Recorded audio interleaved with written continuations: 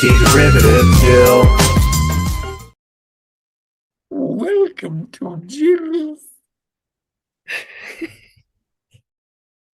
Greetings and felicitations. All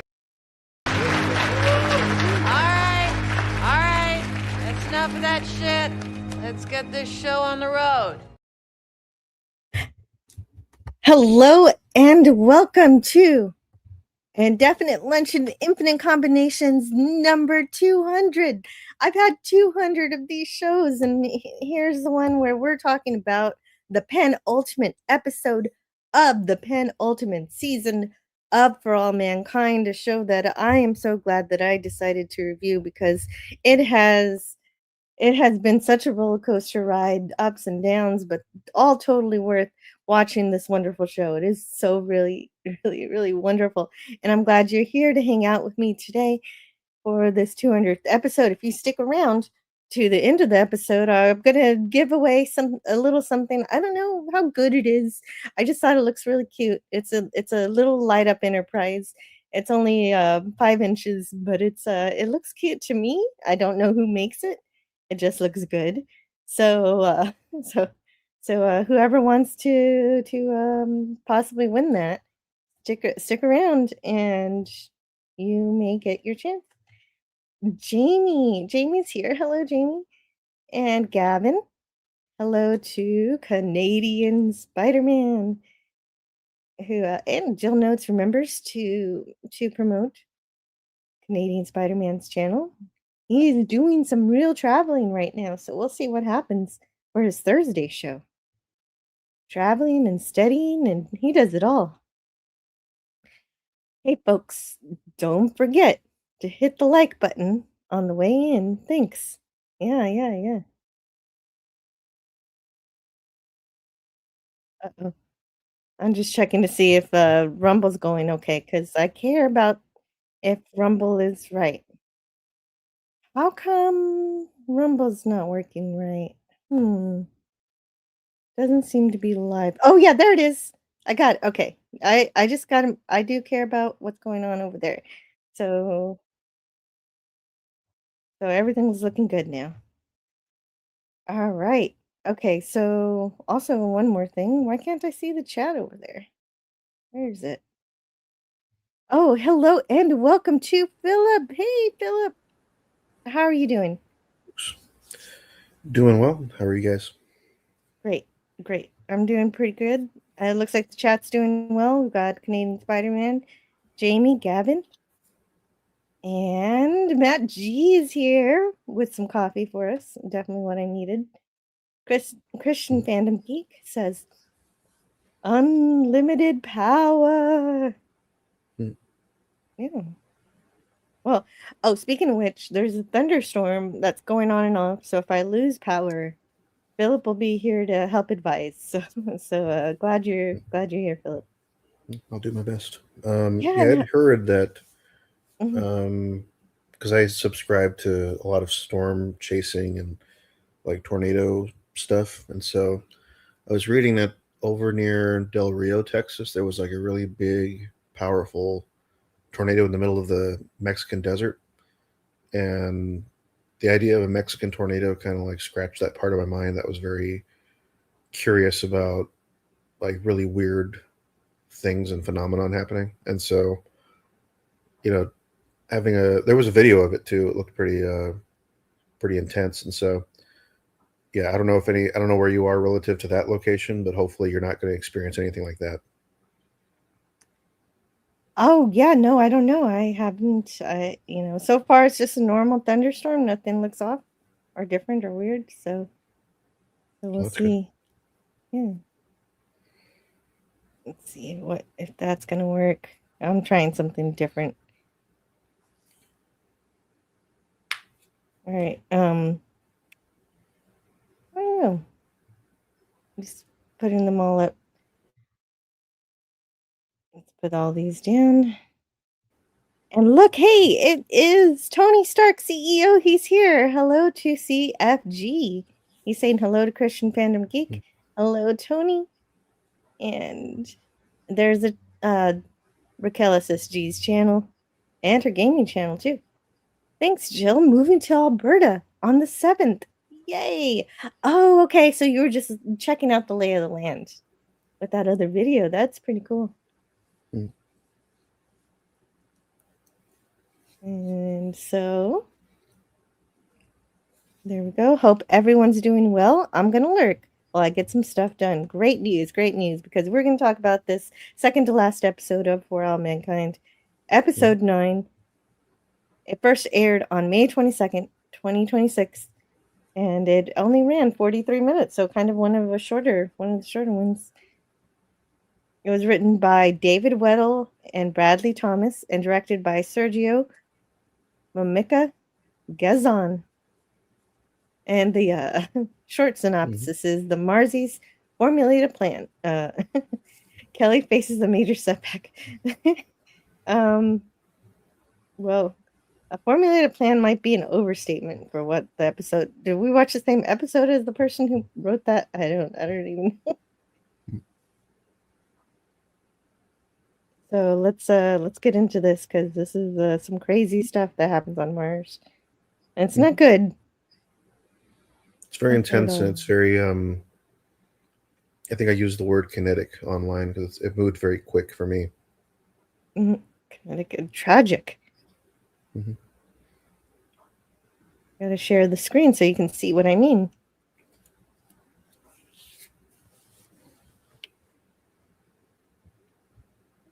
Why are you seeing that? There we go. Then let's make that bigger. We'll go up here. And then we're also going to make the chat skinny. There we are. Perfect.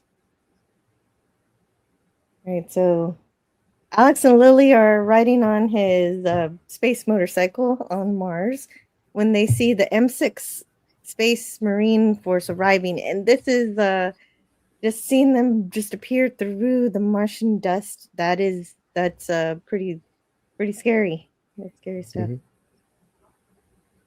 And what do you think of these ships? They're interesting. I think those are the same model or make that we saw in the previous episode. I believe these might be just several different Condors, but I'm a very big fan of the design. It looks like an upgraded version of what we would see in Space 1999 with the Eagle transporter, because they have basically a similar layout in a lot of ways. But I would love to see some kind of a diagram somewhere with it. Oh yeah, definitely.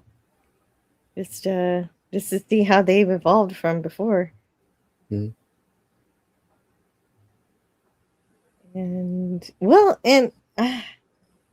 I'm just wondering how these Marines were briefed. Were they just like go annihilate everything? Because that's what they do. Anyway, is that normal? Well, they definitely skipped over what I thought was going to happen, where they were going to kind of do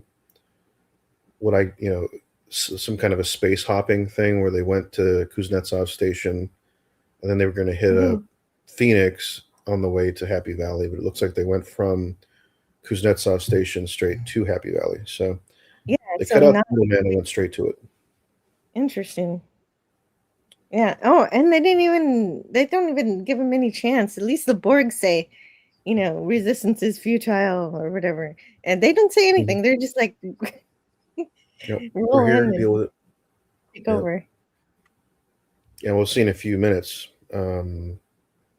exactly how that all goes down. I mean, we're not really privy to like the space warfare doctrine of this world, really, but we know that whatever they did learn between what we see now and what we first saw in season 2 in 1983 with the Moon Marines, that so in between that and this, there had to have been some kind of development of some kind of a doctrine of how you're supposed to commit yourself or comport yourself in a space warfare scenario. So it would appear that apparently for this particular mission that it's like no questions asked. You just go right in and shoot first, ask questions later.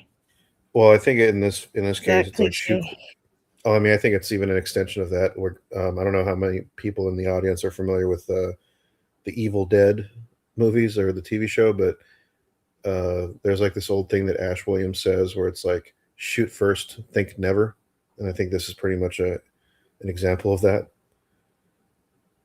Yeah, how often is this the military strategy? I'm not Yeah, sure. you'd wonder, I'm not privy to this kind of event.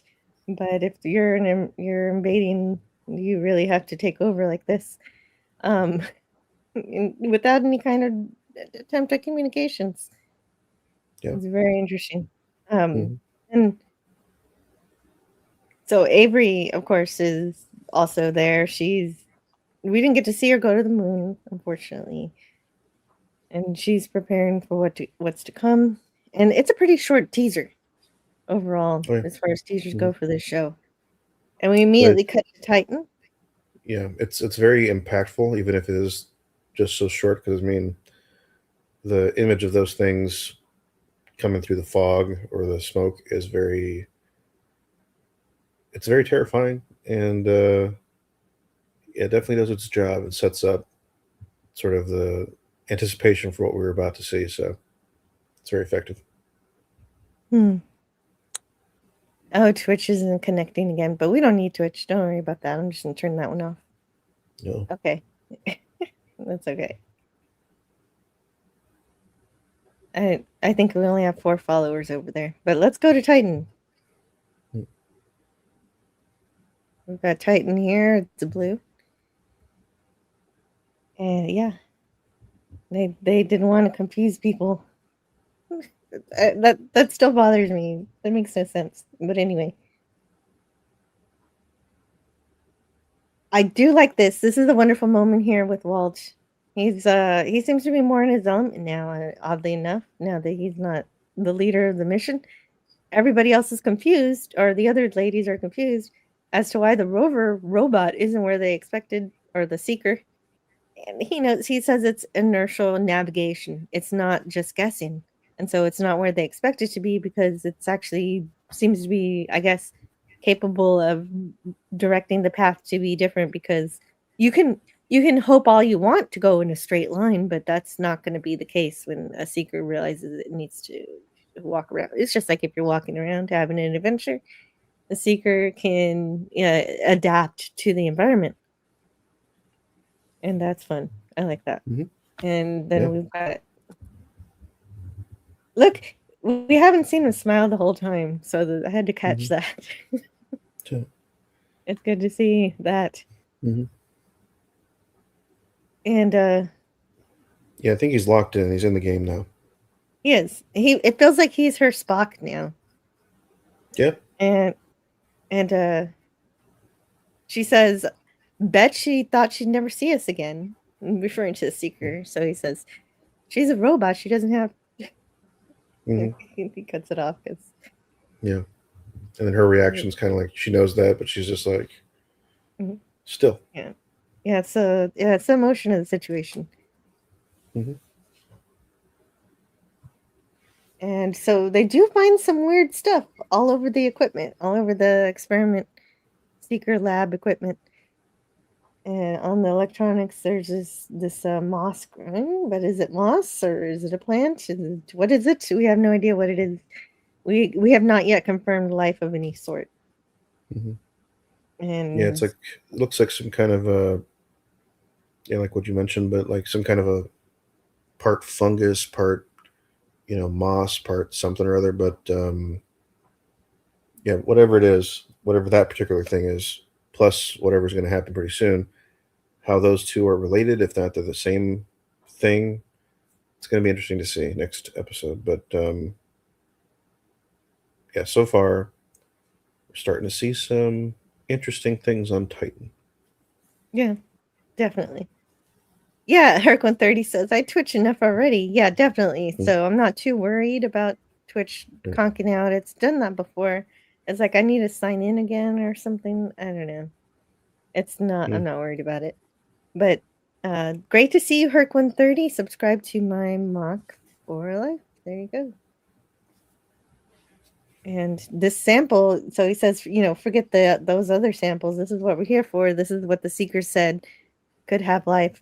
And so they're gonna test that specifically. And that's gonna be great. And they take it to the lab. And so we're getting some emojis from Mad G. And some card emojis and some dice. Roll a hard 6, perhaps. Oh, and Mad G over on Rumble. Okay, so I know low spec Linux gaming isn't here, but I'm trying Social Stream Ninja and it's working. So I can see the YouTube chats and the Rumble chats in one spot. That's fun. Very good. And let's see, hold on, I'm just a little off. Let's remove this for a second. And so Walt's working on the major sample. Kelly and Elena working on the stuff that's seems to have grown all over the equipment. And she says that it looks like Tholen. Oh, that's right. And Walt shows them the sample that Secret collected. And so they put it in their mobile labs. So they're gonna run an analysis on that. And then Walt is doing what he does to examine the samples. So we're gonna see that. Well, for those of you who are not aware, sorry about that. But a Tholen is basically, it says, a complex tar-like organic molecule. It says in parentheses, abiotic polymers formed by the ultraviolet or cosmic ray irradiation of simple carbon-containing gases or ices. They cannot naturally form naturally on Earth due to atmospheric oxygen, but these are apparently found in abundance on outer solar system bodies, creating reddish-brown hazes and surfaces. And they seem to think from an astrobiological lens that when they interact with water, they can release amino acids, making them a crucial study area for understanding how the building blocks of life can emerge in inorganic materials. It's fascinating. Although the picture that I'm seeing here doesn't resemble what I'm seeing there, but there could be a little so it doesn't match work of it. Well, I mean, it's possible that whatever is kind of calcified to some of the stuff on the rover, on the probe, is like it, but it's not exactly 100% that. Okay. Well, that's pretty cool. But we'll find out. Yeah, definitely. Well, and as Walt says, as my mom used to say, it's out of our hands now. And the Sojourner is curious as to why Happy Valley hasn't responded. So they're also concerned that Moxie isn't talking to them anymore. And because most specifically, they need them to coordinate the return trip home. And we don't really get to interact with Miles in this episode, but we do hear him over the intercom talking about the invasion, asking for volunteers. And I mean, I was getting kind of I don't know. I mean, not exactly in this particular scene, but later on, I was getting the vibe that, they were holding the Miles card close to the chest, and there's like a plan that's being had or hatched that we're not really privy to. We probably won't know until next episode. And there's a Marine that points out, I think in a scene right after this, that wow, I thought there'd be more fight, and there has to be something to that, I think. Yeah, I thought that there would be more of a fight. Yeah, that's a pretty good line. And We don't know. Yeah, we definitely don't know what Miles is doing right now. The main guy who was threatening him the whole season is not long for this universe.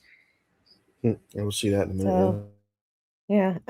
But Lily doesn't want to go hide with the other civilian population, and she decides she wants to stay with Alex, who's part of the Happy Valley Corps. As a medical, he's part of the medical corps, and so they're supposed to rally, and she's gonna go with them. So she's gonna end up being the media press to take a video. So she's basically taking up Gulsora's legacy. And so the Marines also they take over the reactor complex right away, and so now they have control over the power and everything as needed. And Avery's really shaken at what happened to Sergeant Ruiz, so it makes sense that she kind of feels a sense of vengeance towards the Marzies or what they did to her sergeant.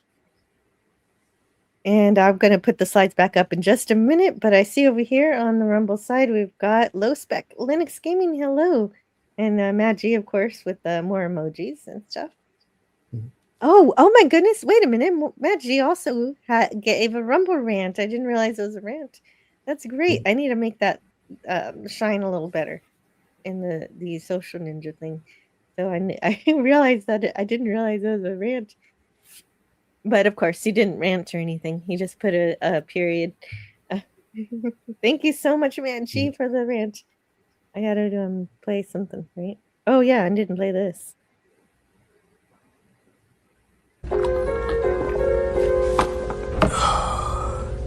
Isn't that hot? Extremely.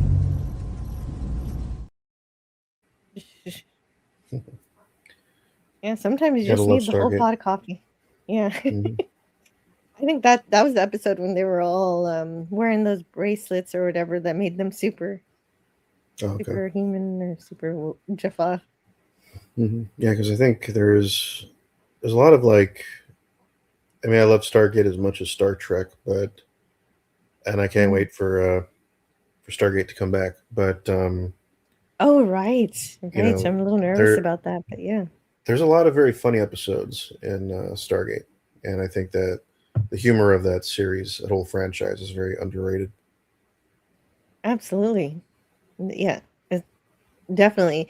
And Richard Dean Anderson definitely helps with that, but it's not just him, of course. No, everybody plays off each other pretty well. Yeah. So also, the Marines come up with the password so that they can tell when someone else is friendly. And so, yeah, just remember this because this is going to cause tragedy later. And because the entire episode is tragic. Yeah. And I don't know. I guess are the Marines just coming in as a fully violent force because Miles didn't surrender? It just because this doesn't feel. It feels more like an extermination than a war.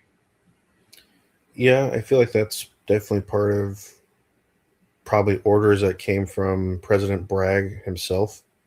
You know, like just clear it out. You know, pull out the resistance forces and restore control of the Mars base to the M6. But of course, we're guessing on that front because the last thing we saw is they said don't use lethal force, use the rubber pellets or whatever. Oh yeah, I mean that was before the explosion on the station. So I think that with the death of one of their sergeants, as well as basically traumatizing even further, Avery. I don't know if exactly. I mean, they didn't show it, of course, but I think it would justify their change in posture. I think that's definitely not unlikely. It's definitely just very disturbing how the whole thing plays out. And so this is. Do you remember his name? I feel like I should know it. His name popped up, and for some reason, it slips me. Yeah, me too.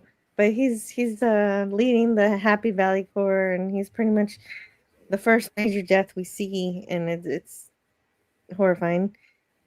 But at least he wasn't wearing a red shirt. Oh yeah, well all the Marsies might as well be wearing them at this point. Yeah, it was pretty Except bad. for Alex, he seems to have plot armor, but that's about it. Yeah, for now. And speaking of which, Lily seems to be able to slip by, to be kind of invisible. I kind of have that power. Like, no one knows I'm around, and everybody ignores me, so that's pretty good. Pretty good power to have.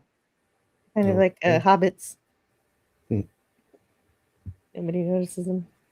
And she's able to record this all this horror. Like, I didn't get a lot of the most horrifying images of this episode because I don't know how much. I mean, I'll get in trouble with YouTube on that.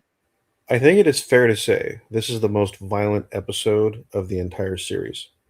Mm-hmm. Yeah, I mostly just get everybody's reaction to it. Mm-hmm. Oh, and Canadian Spider-Man on YouTube is saying, I love Richard Dean Anderson. Why did we never call him RDA back in the day? RDJ gets the treatment. Yeah, I never call Richard Dean Anderson RDA. I mean, even when I was younger, I think we always like abbreviated it in conversation online, but we'd usually say his whole name in person. So yeah, I like saying his whole name. Yeah, it's got a lyricism. So, and basically the best last thing he does say, if I knew his name, I wish I did. Great, tape everything people need to see what's happening up here, and he's saying that to Lily. And Alex has been given a weapon. He doesn't know how to use it. He is understandably just hiding. I mean, he doesn't know what he's doing. He gets a quick lesson in how to handle the weapon as Lily fires up her camera and the Marines move in. And the HBC leader obviously fails to drop his weapon. And so the Marines request, they ask them to drop their weapons, but they do not.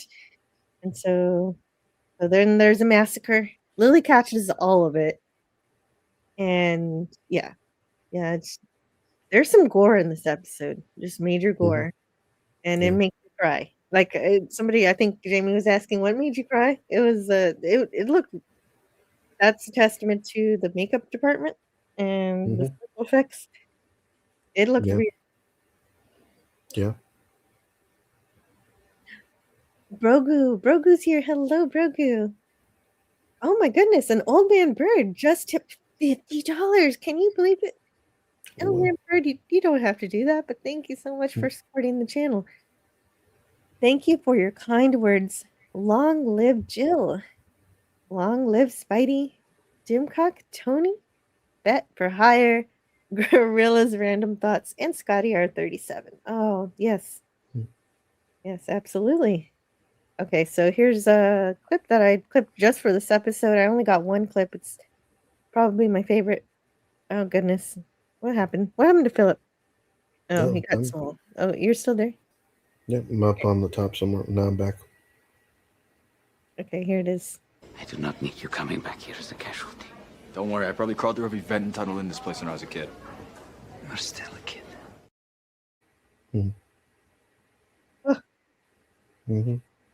That one gets me. Yeah.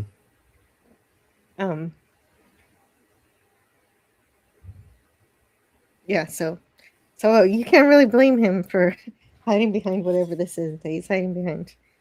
Oh my goodness. God bless you, Eugene Bird. I'll be doing something later today. You're very subtle, Tony. I love you. Oh, and Low Spec says, oh, my neighbor was over during Friday Night Frolics. Oh, nice. Gavin says, hello there. Yeah, so Friday Night Frolics, that'll be in a couple of days. But tonight, of course, we should have Pop Culture Breakdown. I don't even know.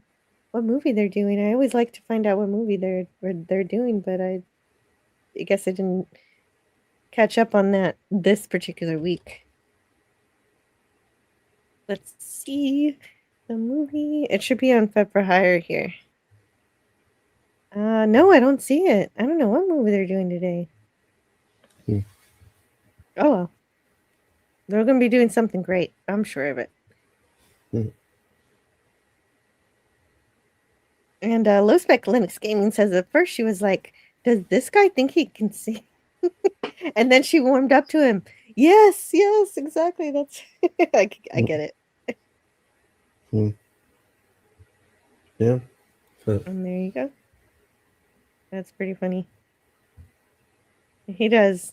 He's very entertaining and very fun. And if you need some good movie recommendations, some stories, it's a fun time.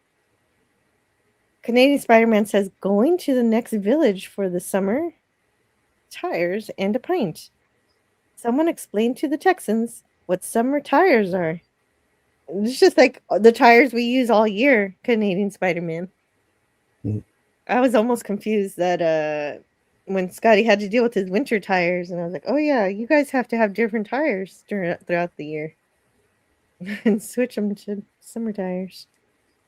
That's interesting. Mm-hmm. Yeah, we use the same tires all year round, I'm told. Okay, so Canadian Spider-Man's headed out, but he's going to leave us running on his computer. Thank you. Thank you, Spidey. Have fun. Check us out in the replay. Mm-hmm. Yeah, and so of course, Alex is not currently fighting. He's waiting for the bullets to stop flying. Because this isn't really a war or a fight. This is the eradication. And I haven't even seen one Marzi take out one Marine yet.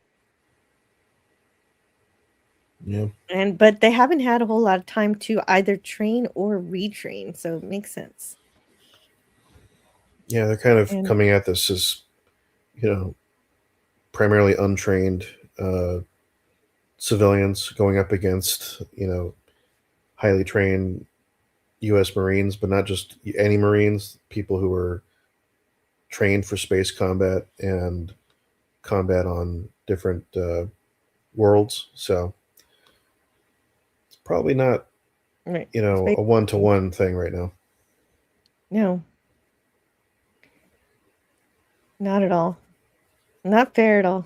And Canadian Spider-Man says we have to pay double for our tires and then store the winter tires all summer. Where do I even put them? On the roof? Like in the Atlantic provinces? That's true. Yeah, where would you put tires? Because you don't want them to be outside. Or maybe you do. I don't know. Very fascinating. Yeah. I don't have to, we don't have to live like that here in Texas, do we? Or in California, thankfully. Old Man Bird is here in the chat. Hello there, Gene. Caught up on my bookkeeping and now just prepping for the drive over the Rockies in 10 days. Nice. Oh, well. That's great. So while Alex is hiding, he sees that Lily getting deeper into the battle, and it is scaring him that she's just diving right in there, right in front of the Marines, right in front of Boyd, who's coming in to lay some cover so that the others can escape. Because she actually has some expertise, so she's actually able to help them, because that's all the Margies can do is fall back. But she's at least helpful with that. I think she throws out is a smoke grenade, right? Not a flash one. It's a smoke grenade. It's to obscure the vision of the opposing force, but yeah. And that works out. Let's see the weapons they have here. And so she gets everybody that she can who didn't just die into the corridor, including Lily and her camera and Alex tells her to go. And so that's how we see this fighting begin. And it was a slaughter. Because I kept thinking I'm going to see the Revolutionary War, but I wonder if it was that bad at first. I mean, I remember reading a lot about, one of the kind of the arc of it, and it seemed like they weren't doing pretty good in the beginning, and like George Washington was like losing a bunch of battles at first, but then it was like one battle turned the tide. I think it might have been Yorktown, and then they started winning and winning more often, and then the French came and assisted us, and then we pretty much just kept on cleaning house, and then eventually, Cornwallis and all of his other people were having to admit defeat, and then state that they couldn't defeat the United States, and so there was an agreement and all that, and eventually the United States is given its independence, and it wasn't just like the Americans got better at battle, but also they also got help from the French. And so who's going to be the Marsies French? I mean, from all accounts, it seems like it's going to be, the reformed Soviet Union under Polivanov. But given what happens in a scene in a little bit, we'll see how true this really is going to be. But yeah. Well, I know what you're thinking, because he does seem to capitulate really quickly. But maybe he's just playing a game. I mean, that's what I'm thinking. That makes the most sense. But there's also a part of me that thinks that it might be a little too telegraphed in that it's like Gerardo, like he's talking shit to him or whatever, but yeah, well, he calls him an asshole. Yeah, it's all for show, and there might be something more to it than that. So I'm really curious to see what that's going to. Yeah, I want to see if he has a plan. Definitely. Yeah.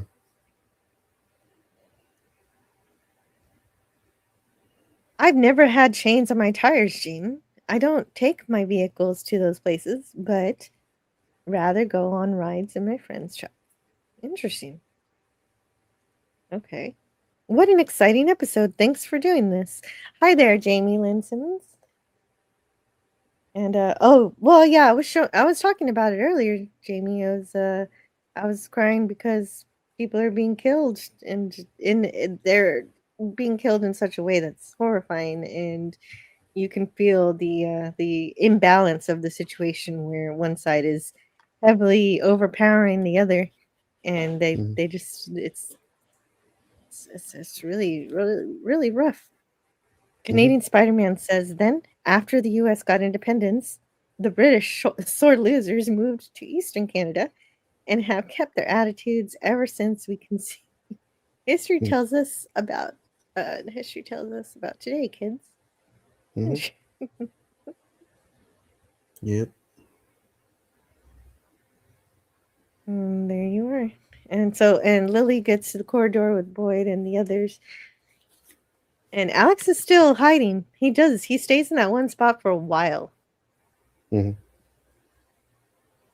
so Boyd's gonna find other people to help. So they're trying to regroup.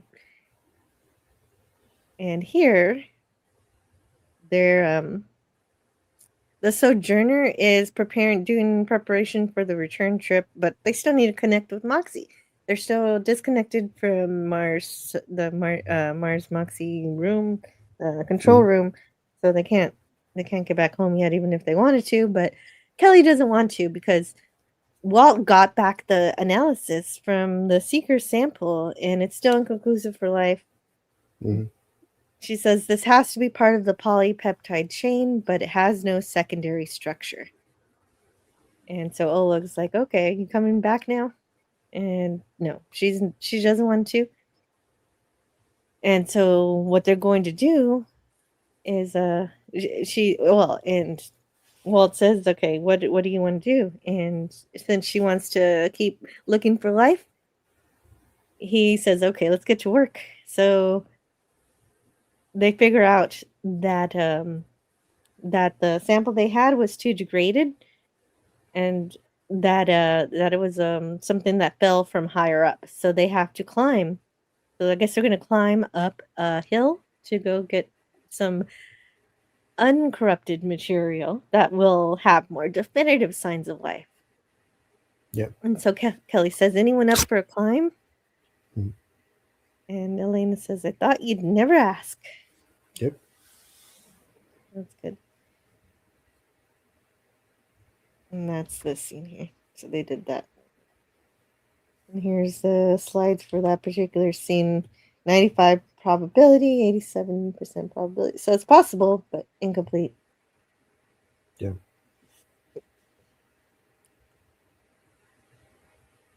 And so they guess they can figure it out. So then we get to the mess hall here, where the Marines are realizing that there must be people there because the coffee's still warm, or tea, or whatever it is.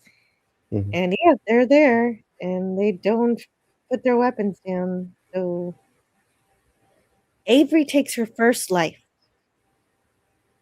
Yeah. and she's visibly shaken by this, even though Mhm. she was just saying, "Oh, I'm gonna get them for what they did to Sergeant."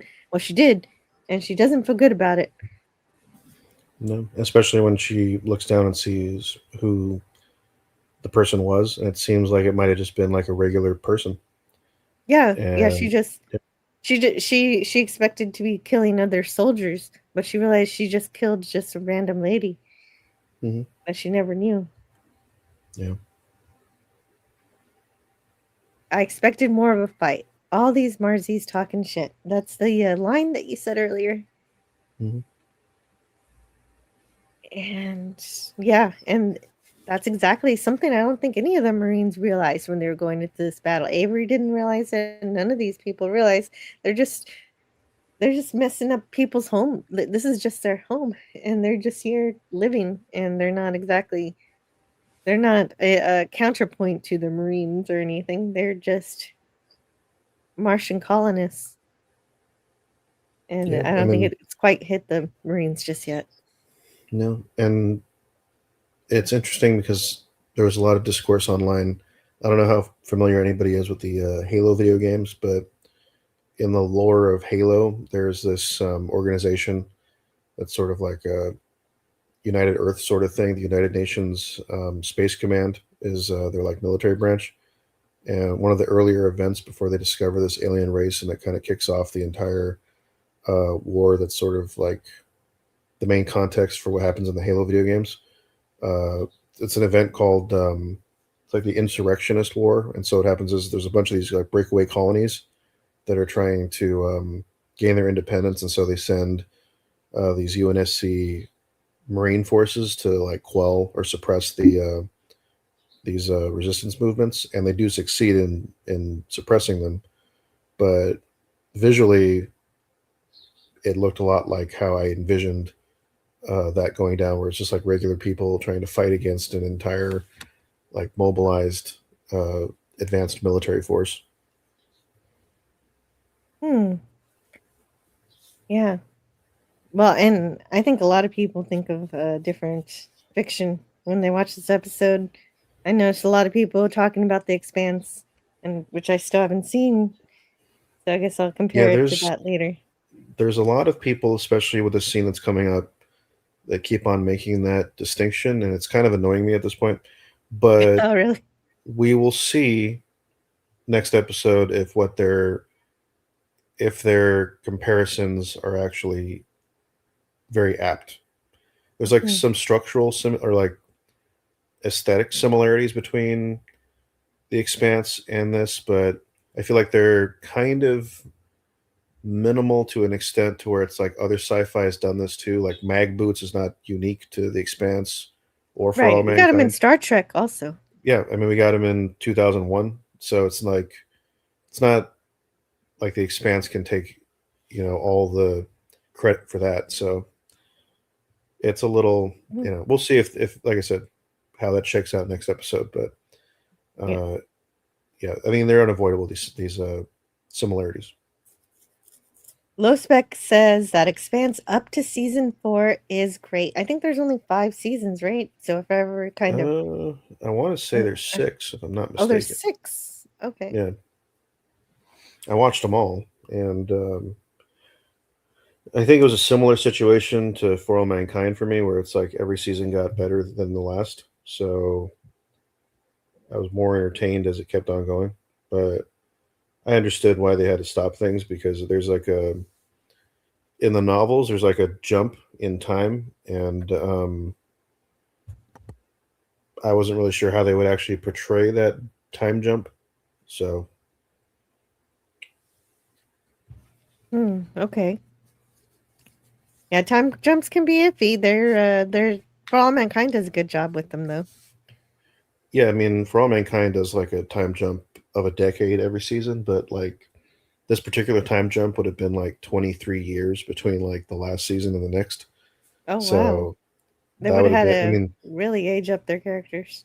yeah, so that's why I think they stopped it because I mean, that's a humongous time jump, especially since there was no time jumps that wide in between each season. Mm. So yeah, that's humongous. All right, so Alex is finally crawling out from his hiding spot, and he hears Ronnie calling for help.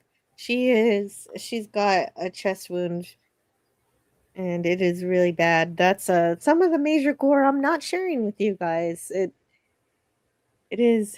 It's not good. Doesn't look good. Doesn't look good at all. She's like, "How's it?" And he said, "Oh, it's not bad. It's not bad. He's lying out of his. Hmm. He's lying through his teeth. It is totally bad. It's really bad. It's definitely But you not don't. good. No, it's not good. But lucky for him, there's a roll of duct tape right behind him, and he can fix Mhm, everything with duct tape. And, mhm. and so he covers the wound with the duct tape, and he has her put pressure on it and everything. And then that's what he uses to seal the wound he gets her to the actual med bay or infirmary, whatever they call it. And before they actually show they show enough for us to know it's serious, but they don't show the whole gushing wound or whatever. So Mhm. they're about to cut to it, and then they transition away. It's a great transition back to Titan, and with Elena digging for life. And she says that these pitons aren't quite up for the job. I'm going to start collecting samples. So she's also got a drill. So she's drilling into the rock. But she's seen Mhm. something odd, she says. A few meters over, there's a kind of liquid that seems to be coming from the fissure. It looks like it's glowing or something. Mhm. And we don't really get to see what she sees. So we have to just use our imagination to figure out exactly what's going on. There's a number of things it could be. She says, okay, maybe the glowing is just from the reflection of the sky. And so she wants to get closer for a better look. They give her more cord to work with. And then she scrapes her leg somehow, and it gets opened up. The suit is punctured, and so Kelly says she's gonna come up there. So yeah, later on we're gonna see that she wraps up the hole in her suit. And whatever it is, it's burning Elena's legs. So we have no idea what it is. Yeah, I was kind of getting the impression that that was just like an effect of the overall environment on Titan because I feel like it's like negative 200 degrees, so it's also like liquid Mhm. nitrogen in some places, so that can burn. Oh. Oh yeah, okay. She's just burning from the temperature change. That Yeah, is the temperature possible. and the So and the chemical. I was going straight for alien infection. But, Yeah, I think that remains to be seen. Hopefully, it's not a an alien situation, but I don't think so. but you're right. You're right that the temperature Titan is really, really hot. So, Or really cold. um, oh, oh, then really, really cold. Okay. Yeah, I've been So is it like minus 300 degrees? Yeah, minus it's like 217 in the shade. But because Mhm. I've been hit with liquid nitrogen to like remove like skin tags or something, and so yeah, it burns. Yeah. Okay, that makes sense. And yeah, and we'll see what the glowing thing is at some point. Not this episode though. We're gonna have to wait for the next one for that. You did get a screenshot of whatever that shimmer was, right? No, there was a shimmer? Yeah, I missed it. Oh no. Sorry, I we'll see. didn't. Oh, does it come We'll later? expand on it later. Yeah, it's like Okay. when she goes up to it. Mhm. Oh, you mean when Kelly is looking at it? Okay. Hmm. Yeah, I think I know what you're talking about. I might have missed it. So Okay. Boyd leads the others down the corridor, and they run into the MPKs, the peacekeepers, and Fred is there, and they confiscate Lily's camera, and you can see the marked difference between the peacekeepers and how they behave towards the others versus the Marines. It's just like, please put down your weapons. It's like it's just like Hmm. you used to think bad of the peacekeepers, but now they seem like sweethearts. I mean, yeah, comparatively, yeah. But also, Palmer knows all these people, so it's not like he's willing to really be their executioner in that moment. So Yeah. that probably doesn't hurt. And Fred tries to talk to Boyd, but understandably, she wants nothing at all to do with him. And that's basically how it is. Then Alex gets the lady Ronnie to the infirmary in time to save her from the wound, and he commends his work with the duct tape. And then Alex finds out that they're running out of everything. They're out of everything. The saline, plasma, gauze, bandages, all the medical supplies that they need to get. But it's all at Helios. And so Alex, Alex knows that he can get Dev to open the door because he's who he is. So he decides Hmm. he's going to go get the stuff. Hmm. And and then that's where we get that clip that I showed to Old Man Bird. So Hmm. we'll play it once more. I do not need you coming back here as a casualty. Don't worry, I probably crawled through every vent and tunnel in this place when I was a kid. You're still a kid. Hmm. And so that's where we introduce the idea that Alex knows how to crawl through all the vents and all the secret tunnels and everything, which is something that's going to play with one of the Marines who was also Marzi growing up. And he Hmm. also knows all the tunnels and vents and everything. And so that's going to come together a little later. Yeah. And Alex gets one of the he's developing a bedside manner here, holding her hand. She reaches for him, Hmm. but and then he goes to go get the supplies. And Palmer is trying to tell Lily the truth about her dad, about how he did give up his friends. It was under the duress of torture, but he did do it Hmm. in 2003. She does not believe him. She refuses to believe it. And yeah, of course, would you believe a guy calling your dad a dirty little rat? Yeah, I wouldn't either. Yeah.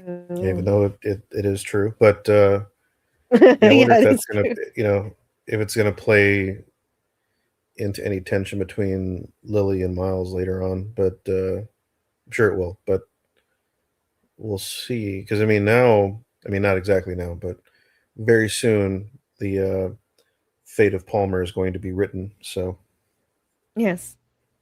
Well, and this scene comes off as if he wants to be the one to turn her in himself. He wants to see her pay for her crimes. mhm. Yeah, because he's And like, he's basically accusing her of starting the whole thing.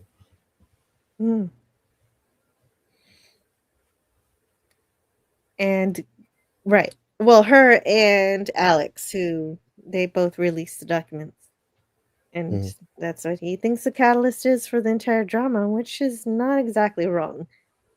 Yeah. So Kelly makes it to the top of the hill and fixes Elena's suit so she can get back down. But meanwhile, Kelly looks toward where the samples should be. That should show evidence of life, but I didn't get the shimmer that you saw, and I didn't even see it myself. Yeah, it's on the So- other side of. There's like another shot, I think either before this or after, where she's like reacting to it, and it's like a tiny. It's like a. It looks like there's a cave nearby, and it's like a wall is shimmering with something. It's like It definitely it's not looks just like glowing. she doesn't want to get back down. She wants to grab it or whatever. So we'll see if she does that next episode. Because instead of seeing what happens on Titan, which is what I want, we come back to the Marines. And they break into a room with explosives, and there they find Gerardo and the governor. And so he's able to get special treatment because he's the governor of Happy Valley. And they all manage to put their guns down and put their hands up so they do not get slaughtered. And that's the first for the whole episode. Yeah. They escort the governor separately, but everyone else is arrested. But they do double check his identity with the little handheld device they have. He says, "Thank God this nightmare is over." And so he has to be taken to the commanding officer, and it seems like they're complying. And Gerardo is not happy about it, calling him names. So we're hoping, Philip and I are hoping, that the governor has some kind of plan up his sleeve, because he doesn't really like the M6. He's proven that already. Yeah. I think. I mean, he's Polivanov is pretty much implicated and complicit in blowing up that platform on Kuznetsov station. So true. He's not innocent either, but also it seems, with the exclusion of Miles pretty much in physical form this entire episode, it just feels like there's another shoe to drop for this particular part. Like they're planning something. Because there was a lot of people in the Happy Valley Corps, and it doesn't seem like we saw that many. I mean, we've seen people, be injured and then, even killed in the situation, but like even the amount of people that are in the infirmary doesn't really comport to what we saw earlier with everybody lined up. So that would imply to me that, there's something else going on that we're not privy to just yet. And so when that happens, it'll be, I would hope, something of a relief for us, the audience. But we get an hour and 10 minutes next episode. So I think there's hour and 10. That's what I was wondering. Okay, so it is going to be an extended episode. So we're going to get 20 extra minutes from normal-ish runtime, which is good news. I was hoping they weren't going to rush the last episode. Yeah, it seems like they're pretty consistently willing to make the premiere and the finale a more supersized episode. So it's definitely good for people like us. But hopefully we get all the answers we want in that time. But we shall see. Yeah, and definitely the governor can't just say that he's fighting for Mars. So I don't even know if they know that he helped blow up the platform yet. No, I don't think they did. Oh yeah, the M6 definitely does not. But it doesn't seem like they would be too willing to work with him if he does reveal that he was part of it. Right.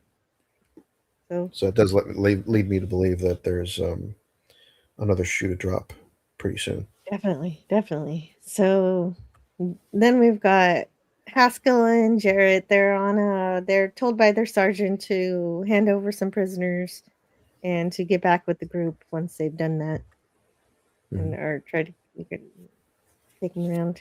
And then we meet back up with Alex, who sees the peacekeepers coming, and so he hides in the vent to wait out their passing. And Palmer isn't able to get anyone on his radio. Do you think it's kind of a weird coincidence that this happens exactly after the governor is taken to headquarters, and now Palmer can't? That's another thing of like another point of evidence where I'm like thinking that there's something going on here that's a lot more coordinated than we're being let on. Like the Marines are goaded into believing that they're just going to, like the Marines or the Marzies are going to give up without a fight. And then, oh, it was easy to get the governor. Oh, it was easy to do whatever. Oh, now we don't have communications with anybody. Yes, there's a larger plan at work, but we just aren't privy to what that is. And I think that actually adds to the tension, obviously. So it just seems like chaos to us, but I think some of this is planned. Yeah. Now, how much of it came from Irina would be interesting to learn, but we'll see. Mm-hmm. Yeah, absolutely. Irina, I really don't know. We don't get to see Irina. We don't get to see Aleda. We don't get to see Miles. Nobody in Moxie at all. Yeah. And we only see Dev for a few seconds at the end of the episode. So Alex makes a noise, and so Palmer investigates. And while this is happening, Fred tells the others, Boyd and the others, the prisoners, to escape. So, while the other peacekeepers are distracted, and so that does seem to have an effect on Boyd. I mean, that doesn't make up for all the stuff he's done, but it's not bad. No. Mm-hmm. And so they're closing in on Alex. It does seem like they're going to find him, and he's got his weapon drawn and everything. It's a very tense situation. Oh, yeah. And, we've got Low Spec saying, Stuff Central is here on Rumble side. Hello, Stuff Central. Hello to Dude Bro. Hey, Dude Bro. Seth 420. Good to see you. And Low Spec is saying hello to them. That's pretty cool. Great to see you guys. And great to have the chat so close at hand here. And I don't have to have two chats open. Very nice. And that's the other thing. The peacekeepers were not given the memo of what the password was to say that they're friends. Yep. So they're not given the password. And in the confusion, they start yelling at each other. And the peacekeepers won't put their weapons down, so that is why they get taken down. Yeah, and it seems like, at least I get the impression that Palmer got took out, as well as Fred. So, did Fred die? Is my only thing. I'm not sure. I know Palmer very clearly dies. Yeah, no, you got lit up. Over for him. I didn't see. I wasn't sure if Fred is dead. I don't see Fred dead. I just see Palmer. Not clear. But yeah, Palmer's done. Yeah, Palmer. Yep, he's done. So they're going to need a new sheriff of Mars pretty soon. Yes. Yeah, but it's also unknown if. I think it's implied that maybe the camera caught some of it, but we don't know for sure because the viewfinder on it, or the little the screen, the screen is broken. The screen is broken, so that's another thing that adds a little bit more tension. Because I mean, now that Alex has it, he can bring it to wherever he's going to bring it, and right now it looks like that'll be Dev, because it'll have the opening shots being fired and possibly Marines attacking and killing all of the M6 peacekeepers. So this is like a gold mine in this camera. That's if Lily didn't turn off the recording device. It would make sense that she'd let it keep going. Mm-hmm. And so that's it'll also speak to the battery power of said camera, but yes.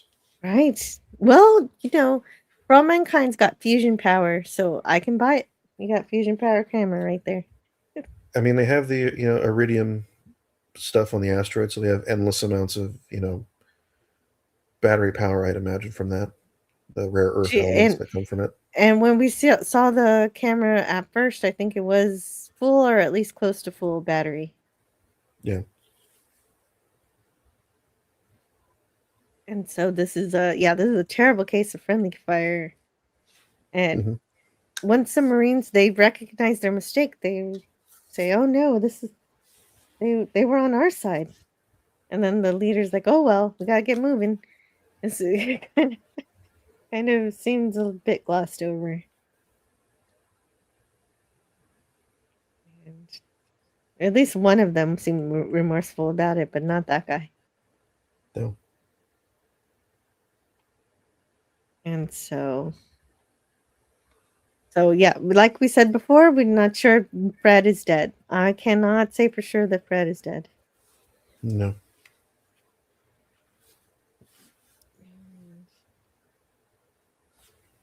Yeah, so if Fred's not dead, maybe he can do something good. Oh, we've got Mark D with the C here. Hey, welcome. Hey, how just are thought I'd pop in you? for a few minutes, play hooky from work for working from home, but as I figured, I'd take a few minutes at the end of the getting towards the end to say hi. Yep. Yeah, really yeah. love. Great to see everyone. Yep, yep. Don't tell my boss, which is Okay, me. okay. Mum's the word. Oh yeah, I hear your boss is a real hard ball buster. real hard on Yeah. you. Yeah. What, you're here? Who's here? Right. Mark Yeah. D with the C. He's one of my great friends here on YouTube. Yeah. Welcome to Mark D with the C. And Well, I this is see nobody Philip. here. Yeah, You don't see him? from work. Yeah, he's joking because from work. Yeah, joking about being here, playing hooky Oh. from work. Yeah. Oh, I'm yeah. trying to help him out with Thank you. Yeah, with an alibi. it's like people that take like the day off and then post on Facebook like I went to the beach today. Yeah. Don't everyone knows now, right? Yeah, I called in sick, but I'm at the beach. Yeah. Yeah, I But, see it a lot with people who like go to Universal Studios or Disney, and like you were off, you were sick. You said, yeah. Oops. But Well, this you're was right. We are right near the end of the episode. Go ahead. well, I was just gonna say, yeah, I watched these episodes that I told you, Jill, the other night, like back to back. So I watched these with my much better half, and so we're catching up, and really back to back. These episodes are really phenomenal. It's like a mini movie almost. The Siege of Mars, and I love all the tech, and then on the moon of Titan there too. What's going on there? That's a B story. That's almost an A story too. So I'm waiting to. I don't know how much spoilers you do. I'm sure you're covering the episode, but I'm The B speculating. story is my A story. Yeah, it's your A story, right? So I'm thinking that with that astronaut getting the pickaxe going through her soup, but it was already in the soil. I'm thinking she's contaminated with some kind of alien virus or something, and something's going to happen. That's Well, I was bringing the idea earlier that some of the stuff I'm familiar with the makeup of the atmosphere of Titan is like it's like negative 217, and like it's basically liquid nitrogen essentially. Okay. So I've been hit with liquid nitrogen before, and so it burns a lot when you have it happen. So I can see that as being the more likely scenario. And I think that was just a reason to get Kelly to the top of that cliff to see whatever it is. And the shimmering, yeah, she's gonna that's gonna be enough to where she's like, oh, that looks weird. I'm gonna go look at it and see, what that's about. Oh yeah, So she's we'll find out. absolutely gonna explore that. There's no way she's come all this way. She's sabotaged the ship, and now she's not gonna back down when she sees the shiny. I mean, thing. at this point, they have no way home, so there's nothing else to do. So might as well. But wouldn't a xenomorph be much cooler? No, just kidding. You can't be crossing the streams here. Yeah, right. Yeah. But yeah, she's definitely going to find. I'm assuming find life. But that's the beauty of the show. Like you never know what's going to happen or who's going to get pass away or a lot of people through the years of the show. No one's immune from an accident or something terrible happening or So they keep you guessing, and I just love the tech and the sci-fi in this in these shows. Yeah, and that line, yeah, it's like we're almost there. We're come how many millions of miles? We're gonna not let the last 40 miles stop us. So, but what she's done to the sabotaging the not really sabotaging, but reprogramming, like you said, the burn to land on Titan. But she's put the poor lead, the head guy off the deep end. He just can't handle that he made a mistake, even though he didn't. That's why I call it a sabotage, because he laid out his orders. He said we're going home, and she changed the plan to Aleda's plan that to get to Titan. But yeah, that's another reason. Never told him, never owned up to the responsibility of, hey, I did that. She was about to. It sounded like, and then he's like, he's like, oh, why don't you be in charge? How about you take over? I'd like you to take charge. Yep. Yeah. So, okay. He seems to like that too. In this episode, he seems to love not being in charge anymore. Yeah. I mean, at the end of the day, he's like mostly a scientist. Like this is where he actually lives. With biology and learning the different kind of sciences for the potentiality of life on Titan. But I got the impression that, because the way this show kind of works in some ways, it's like things have a weird way of working out in like really strange ways. So it's like, I kind of feel, I was originally thinking that something happens and she reveals to Walt that she did that, but he doesn't react in a way that, because after they discover, for the sake of argument, it's all speculation. Like, let's say they discover life on Titan, and then she does reveal that pretty much all of this was a product of her sabotaging the mission. But look at all this risk and what it led to. We took the risk. I think you're right. I think she wants to find the life before she tells the truth. Yeah, and I think that when that happens, it's pretty much going to make Walt kind of have a different opinion. And I think even though he knows that she sabotaged the mission, because it led to the discovery of something great like that, I have a feeling that he's going to just say, he's going to like completely forget it, or not forget it, but like willingly leave it out. Let it slide because this changes everything for humanity. Yeah. And he becomes like one of the first people to discover that. And it would ruin everything else. Mars Monkey Max wondering what show we're talking about. We're talking about For All Mankind, and right now our favorite part of the episode, if I could speak for everybody, is finding life on Titan. And I think that's the most interesting thing. The geopolitical stuff is good too. You need that stuff, because how do you build a life on Mars? And you've got to have your Martian revolution and everything. But I'm most excited to see what kind of science is in the science fiction, and that is the best part for me. I mean, for me, it's like 2 A plots for me, but yeah. Yeah, fair enough. And also, we've also got Low Spec asking me, did you get your RCP metrics? I've hit all my goals, Low Spec. I hit all my goals, but I haven't got any word as to what's going to happen. I think I probably won't until the end of the month, so we'll see how that works out. And also, Brogu's still here. That's great to see you, Brogu. And everybody saying hi. And Lord Corey. Corey, we out here. Yeah. Hello. Oh, did she show up on your shows? Yep. Yeah, I know. Yep, for my shows. Yep. Good so to great meet you. to have you here. Yep. And I think this ties into Kelly's father, Ed, not landing. When he had the chance to land on the moon, and then so that kind of ties in with. So yeah, it is sabotage. Like in my mind, it's not really sabotage. It's like it is, but it's like she's just changing the course, right? Like she's not wrecking the ship. Well, I mean, I guess it could have. They could have died. All died, but technically it's sabotage. But she's just kind of like she wants the mission to succeed. Where you could argue that the commander is like sabotaging the whole mission by not going for it. Like Ed wanted, they wanted to go for it, and they could have gone for it at that time and landed on the moon first.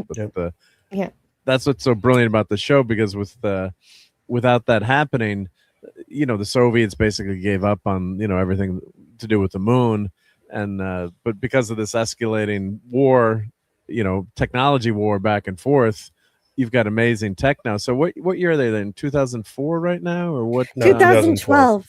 12, they're 12, Arguably, okay. maybe early 2013. We did some math on this. The Okay. timeline doesn't match up, but we kind of think it's like late 2012, if not really early 2013.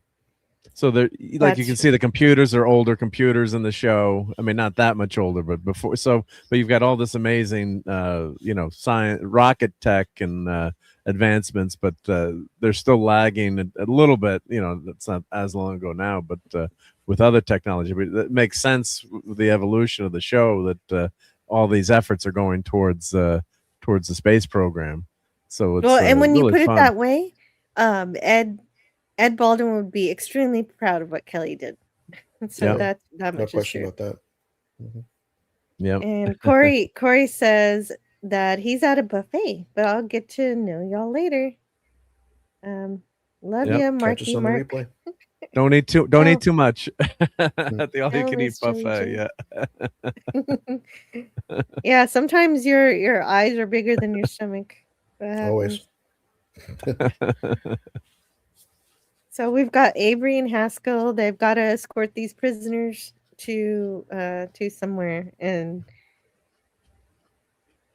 so, but then they run into these other Marines, and they do successfully relay their passwords to each other, and so so they try to. Haskell says, "Hey, you guys are going the wrong way," because he knows the place just as well as Axe does. They both grew up there, so they know all the tunnels and the vents and everything. And so, but they ignore him, and they also try to get them to go with them, but Avery says no. I'm following my orders from my sergeant, so they go off their own way. And so that's how they end up in going the way that Haskell would go, in the same tunnel that Avery goes. Mm-hmm. And so little that's how side that adventure vibes on that one. They're going the wrong way. Well, and that's how do they know we're going the wrong way? Yeah. If you know the movie. Yeah. And and that's why we get all this graffiti here. The kids went through the tunnels and drew on the wall. Mm-hmm. And he said, one thing I was I did surprised that. about was at one point they said, or maybe it was the last episode, they were going to go non-lethal, but then they seemed to be using lethal force. Did I hear that in one of the briefings? Seemed to be. Yeah. Well, they we were having that use rubber conversation bullets, a little bit earlier. And now they're just exterminating everybody. Because I think the death of Sergeant Ruiz, when they blew up the platforms on Kuznetsov Station, pretty much changed the dynamic of the battle space. And so now they're like, well, we were going to do non-lethals and like just kind of like capture anymore. the base. But now they've made it to where, we're going to take it by force, because now they were the ones that, essentially drew first blood in this conflict. Even though it was all unintentional, like the Marzies weren't expecting them to be there. So, it's really not their fault, but ultimately, things get complicated. Yeah, they do. They got really complicated. I'm just surprised that there's no air breaches. With I guess the base is just so secure, but they're right. Well, that's like, what they were worried about. They were worried that they weren't worried about hurting anybody. They were afraid that using too many weapons was going to cause a venting, of the atmosphere from the violence of the weapons. But so far, that hasn't happened. I mean, it seems like those Mars habs are built pretty sturdy, but it also seems like the Marines are very good at like targeting these people to where it's like the bullets go straight into the people and then nowhere else. We're back on Mars Monkey Max. Sorry, I forgot to say. Well, you're actually on both places in the show, right? So one there's a mission to the moon on Titan to try to see if they can find life, because they've had a probe out there that sent back signs of potential life, and I guess the probe is reacting to the soil or something, so it's kind of didn't give complete results. It was fault, the interaction there was degraded, but they're out there and they're grabbing the samples that this probe had. So you've got one part of the show is on Titan, which is really interesting, and you've got the other part back on Mars, which is think Total Recall. I don't know if you've watched the show, how much you've watched the show Mars, but I think Total Recall in some ways with the people on Mars rebelling against the evil people of Earth. So Right, the Although there are oppressive no people of mutants Earth. as far as we're aware. Yeah. No Yeah. mutants on this Mars. Apparently, there are some people on Earth who are supporting Mars, but we don't really talk to them very much or see them too much. But they did make mention of people who were protesting for Mars. Well, I think after Aleda left Earth, that was like the last time we saw anything on Earth. And we also don't know what the situation is with NASA at all either at this point. It seems like NASA, it just seems like NASA doesn't exist anymore. I don't know what's going on. Maybe they're the ones on the moon. I mean, I made the speculation, I think, a couple episodes ago, but I think President Bragg, because of his whole like anti-space agenda, is probably like severely like degraded it as an organization. So now, I mean, even this the third space race, we call it, it was like a race between two corporations. So it's now completely different from how it was before, where before it was like nation states. So it's a whole different paradigm now. Well, that ended in tragedy because they got sucked in by the planet, by Saturn. Yeah, they skipped off Titan's atmosphere and went right into Saturn. Yeah. And that's really sad. You were giving me some hope that maybe they crashed on Titan, but they didn't find them. So I mean, I was thinking that there was an opening, but now with what we've just seen, I think it's pretty much a certainty that they're gone. Because whatever she's going to find is going to be like earth-shattering all on its own. They don't need like another thing to it. So, yeah, we'll see how that all comes out next episode. But I think that that's going to be pretty much the only driver of the Titan plot. It's not going to be this like other ship thing. It's going to be primarily just finding the life on Titan, probably finding it, and then hopefully getting back to Mars before they run out of food and they don't have the ability to get back to Mars.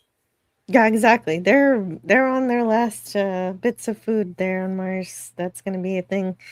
And so we've got Haskell and Alex both in the tunnel that they explored as kids. And it's very tense. It's a very tense, well-made scene. It was really scary. It almost felt like a video game too, like just like going around each corner, just not knowing what you're going to find. And Alex shoots Haskell twice, and he gets a jump on him. He gets a jump on him, but he shoots without thinking, and he feels bad about it immediately. And he goes up to him. because he wanted to be the medic and not carry a weapon, and and it's kind of a ironic, he's not the soldier, but then he's able to shoot Haskell, who's trained before, which is makes it all the more tragic. Yeah. Well, the first person he shoots is his friend. Shooting his friend. Yeah. You know him. Yeah. So immediately goes to save him. I wonder if he's gonna tell everyone. Is he gonna tell Haskell, or hope if he survives, like it was me, or I guess are people gonna find out, or I think that's the only reason Avery doesn't shoot him is because he seemed to know him. I mean, also, this is the first time that Avery sees like a Marzi up close. So, I don't know if it's going to change her opinion. Yeah. I mean, somebody that's like actually on the planet post the revolution. So, I think her opinion's going to change.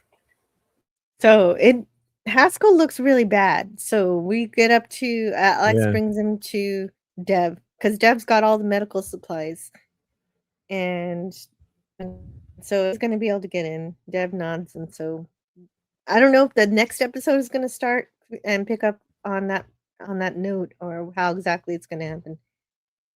But it was what a way to end the episode. I can't wait for next week. They really grip you there. In some ways, almost as much as I love these two episodes, I almost wish I'd waited to watch all three, at once, like all together. Because I mean, it's kind of like Fire in the Next Generation when you had I gotta wait all summer now. No, at least this is only a week. So it's amazing that you're bringing up that connection because I mean, when I was a kid, because I was born in '92, so the Best of Both Worlds had already happened. But even then, it was like 10 minutes before I started the second part of Best of Both Worlds, and even that was murder. So Yeah, 10 minutes. Yeah. yeah. You youngins Fire. had it good. Yeah. Yeah, Oh, my I had to switch DVD. I gotta tapes. I gotta switch tapes. Yeah, yeah. Yeah, it's like my dad Uh, bought a bunch of the VHS Great. Next Generations when I was younger, and so that was my first exploration of Next Gen, was watching these VHS tapes. And Yeah, we're watching with our friends. We're like, oh no, like, oh God, Uh, what are we gonna? When we're all speculating what's gonna happen, and yeah, it was a great moment in TV and Star Trek. Yeah, yeah. Well, I had borrowed a hard drive from a friend who ripped all their DVDs, so I got to watch Star Trek all at once. There was no waiting for me. It was fun. it was better having to wait. And get off my lawn. No, just kidding. Yeah, yeah. Oh no, I just cried at Rathacon. Oh, let's search for Spock immediately. Yeah. Kevin Theme Park Adventures is here. Hello. Like Kevin. And yeah. So that's the episode. We're excited for the next one. I'm most excited to see what is glowing on the hill.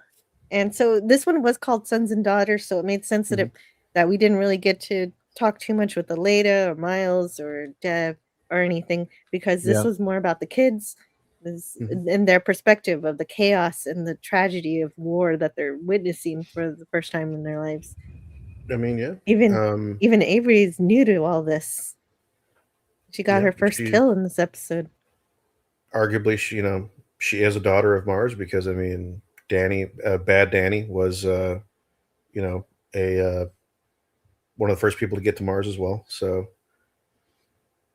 I think somebody on another review show, like, it's Danny Stevens is Bad Danny, and then Danielle Poole is Good Danny. Yes. So I think that's what I'm going to start referring to them to as. Good Danny and Bad Danny. Yeah. Yeah, I'm waiting for that reveal too, when everyone finds out who she is, right? And that, Dev, no one knows who she is, right? So I think it's just Marcus that knows, right? So and he might die. So oh no, yeah, hopefully not. If that did happen, then nobody really knows that's what her lineage is. His wounds look really bad, so he might. I have a suspicion he's not going to die, though, because or they might string it out. Because Alex is just that good at being a medic. He should grow up to be a doctor. Yeah. Mm-hmm. But then she has no idea who Alex is, probably, right? I mean, or would she maybe? I think she would probably know who he is. Yeah, that's right, because he was on as Ed Baldwin's grandson, I guess. Yeah. Yeah, I mean, I think she would definitely know who his mom is. Probably maybe not make the connection, perhaps. But yeah, we're definitely going to see a confrontation between the two of them, because it's very interesting, because I brought this up a couple episodes ago, where it was like, you have a Stevens on the opposite side of this conflict, and you have the Baldwin on the other. So it's like two people that were like Gordo and Ed, they were like best friends, and now they're on two different sides of a conflict. I mean, that's crazy. Yeah, I love it. Mm-hmm. Yeah, right. And I know they're going for revolutionary vibes here, but it's also Civil War vibes in terms of people who were friends or family are now pitted against each other. Yeah. And so Alex, yep. So we'll see what happens with that. We don't know if Fred is alive or not. I'm interested to see if anything comes from that. And for the head security guard, the security guard, or he's not the head one. The head one died. Palmer. Oh, the head one's he's dead. The one that let them go. Yeah, the one that's kind of sympathetic to. Yeah, Fred Stanislaus. Fred. Yeah, because he was friends with Boyd, but he was always constantly lying to her and actually murdered that one guy. And actually hurt her. And conked her on the head. He was the one that knocked her out. Yeah. Yeah. So he wasn't that on the good head. of a guy. Mm-hmm. Yeah, except for she actually did get knocked out. Yeah. Captain Kirk was his head is a little harder. Yeah, I mean, it's interesting to me how episodes 7 and 8 were basically the titles were from books and literature. Because I mean, The Sirens of Titan was a Kurt Vonnegut book, Brave New Worlds, and Aldous Huxley novel. And then episode 9 is My Sons and favorite. Daughters, which is a connection to the Sons and Daughters of Mars.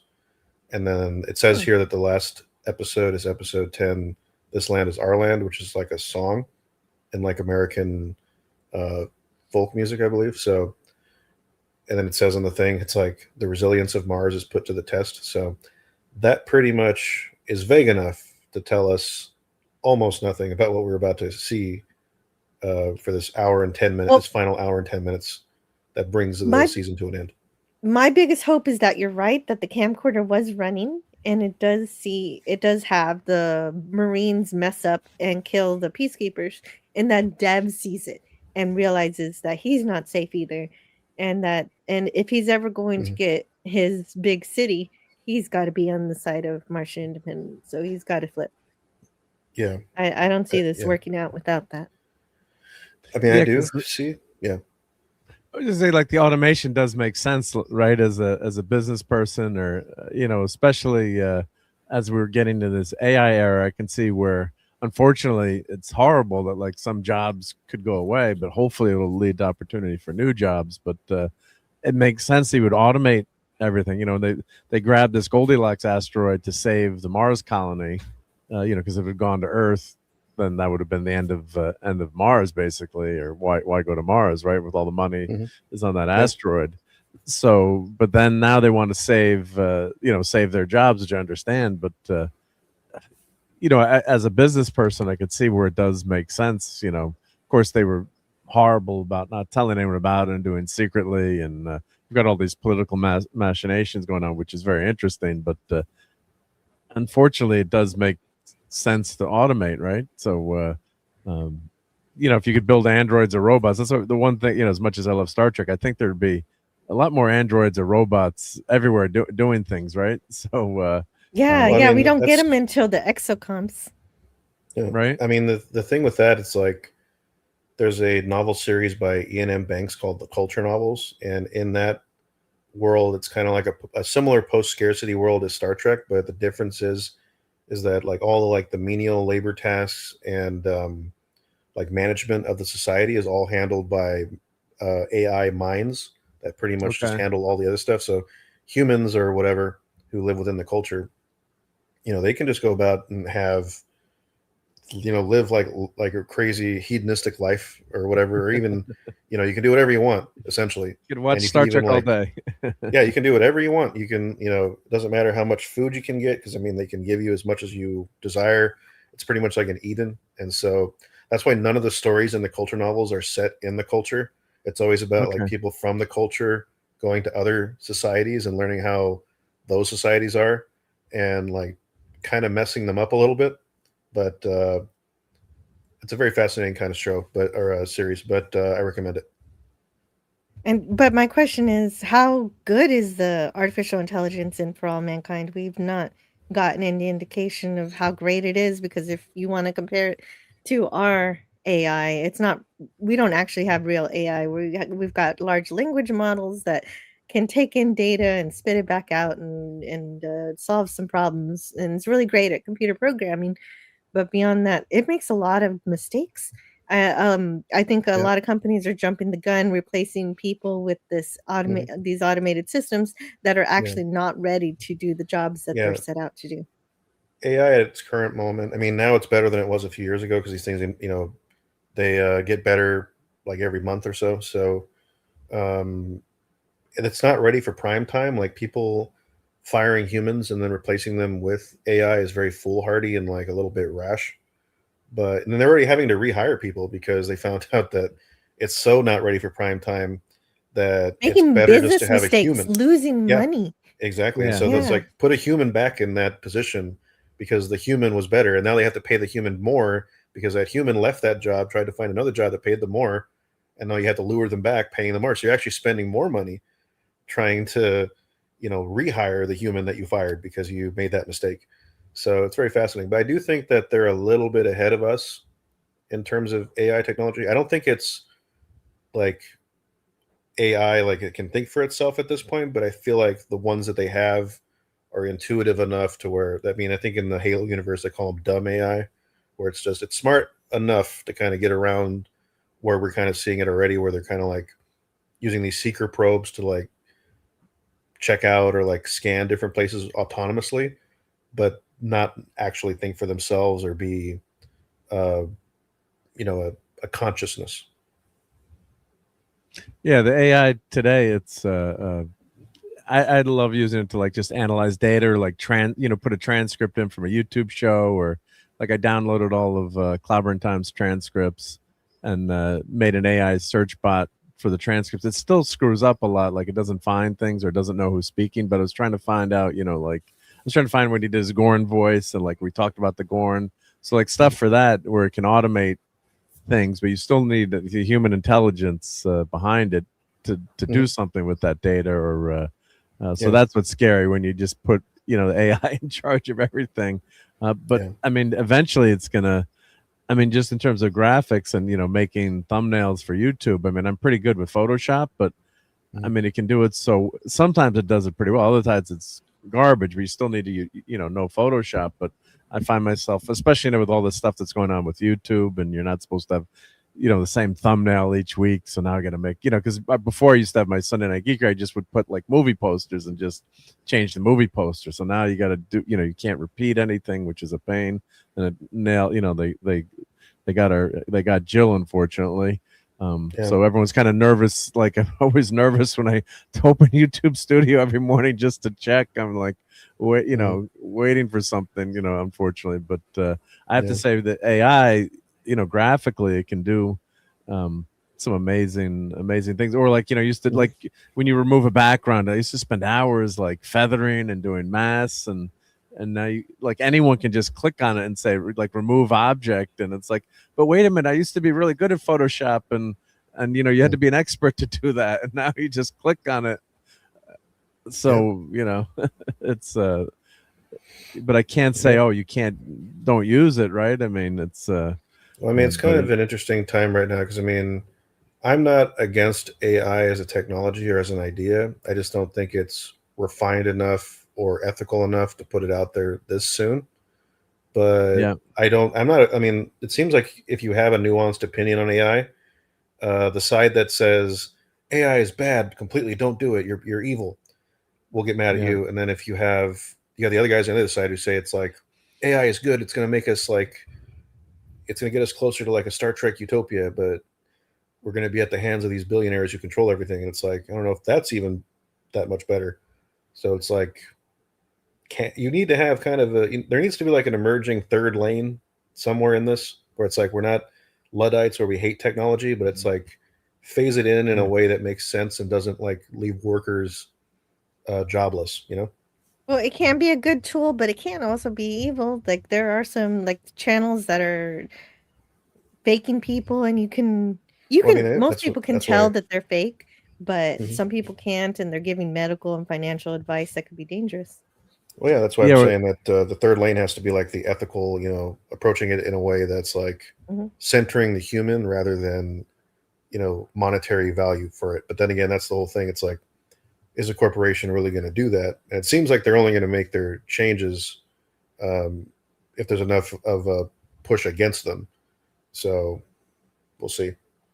And also surveillance too, and just tracking people, AI, banking transfers, and it can be used for good, but it can also be used to, like what happened to you, Jill, or just the AI can, without a human curating, they can track you and do things that they could never do before without the computers and with the AI. So that's and innocent people get caught up in these loops. I'm choosing my words carefully, so we're safe on YouTube.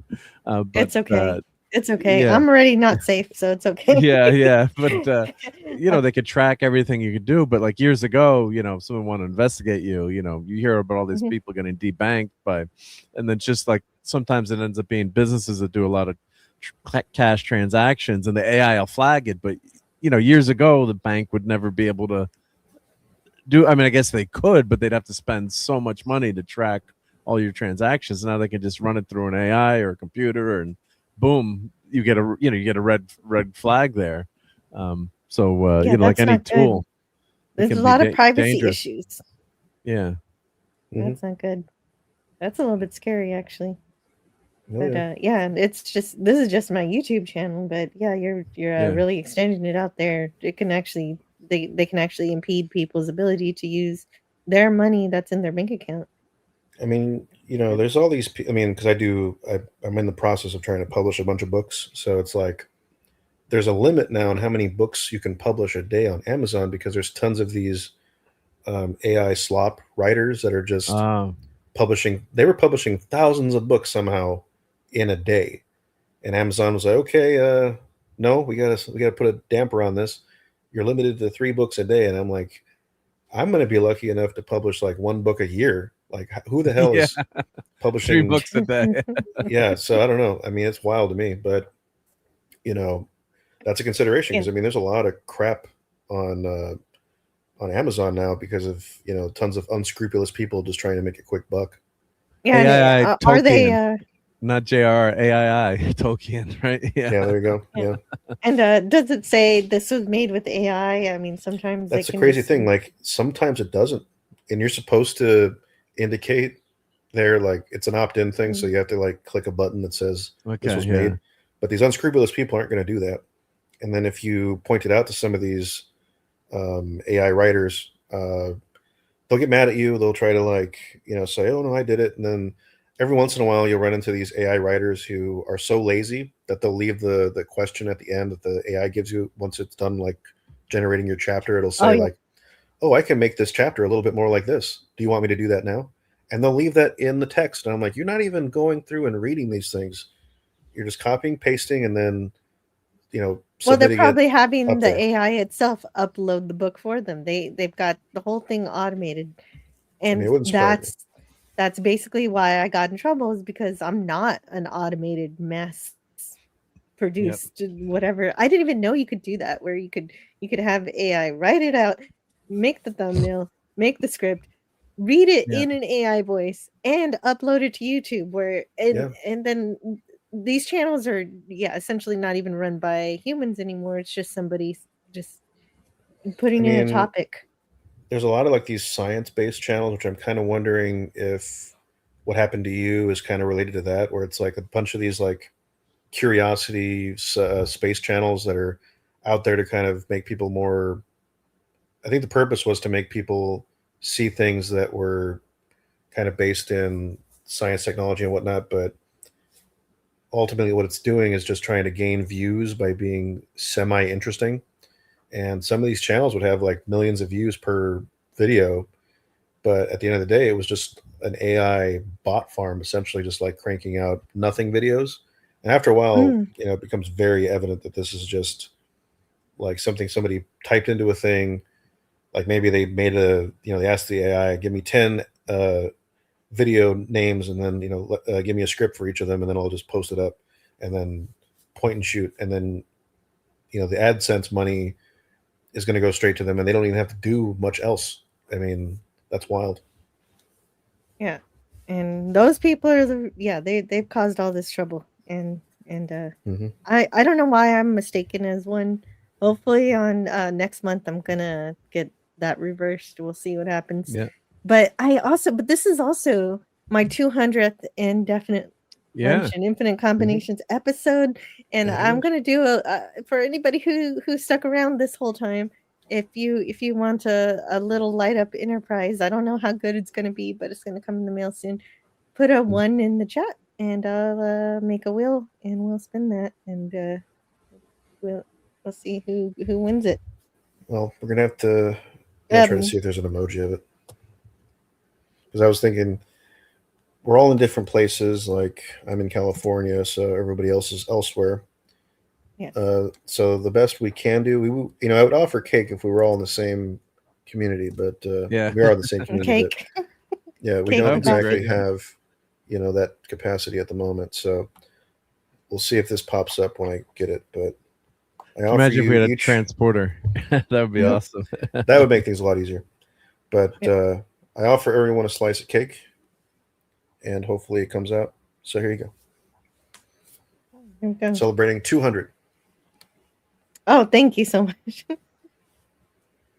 Okay, so there you are. There's okay. Tony, there's got our first person on the wheel. If Tony's the only one who wants it, he gets it. So does anyone else? Oh, can I enter? Oh. Am I eligible to enter? Of course, of course, of course. All right. Okay. All right. Well, might as well, right? Yep. I don't even know Hey, who Tony. makes this enterprise. I just thought it looked really cute. And I was like, Why oh, not? it lights up too. So why not? And you got, of course, got to be comfortable with sending me either a Twitter DM or email. Here at gmail.com or okay, don't mind Mars Monkey Max, he's cooking. You want to light up Enterprise, Mars Monkey Max? Or Never have too There you many go, okay. enterprises. Yeah. Yeah. right? Yeah, I mean, I have And it's an a small Enterprise one. D. It's not going to take up too much space. It's just a little bitty Yeah. one. Cute one. That's Yeah. right. Hmm. Because I think I Yeah. have 3 or 4 Enterprises right now at my place. So Mars Monkey Max. And Bal HQ 47. Mhm. Because I was like, I don't know how to celebrate 200 of these episodes. Why not? And buy something small. And not bad. yeah, so we've got 4 people. We've got Tony, Mark D with the C, Mars Monkey Max, and Fall HQ 47. Mhm. I think that's everybody who made it to the end here. Yeah. It's not too shabby. Mm-hmm. Arguably, I have 5 Enterprises if I count the space shuttle, but you know. That counts. I'm counting it. Well, I got the Tomy Enterprise here, so Oh, wow. Yeah, I think I saw one of those Count. over at the Star Trek Las Vegas a couple years back. Do I need an Enterprise or something like a tricorder? There's Jamie. Hey, Jamie. Well, Jamie, are you going to enter? I don't have an Enterprise. In fact, the first Trek ship I'm going to get is the one Sean Carter is making me. That's right. You wanted, Right. was it the Defiant? Yeah. Nice. Yep. And yeah. So, okay. So we're ready to spin the wheel. Let's see what happens. It should spin pretty quick.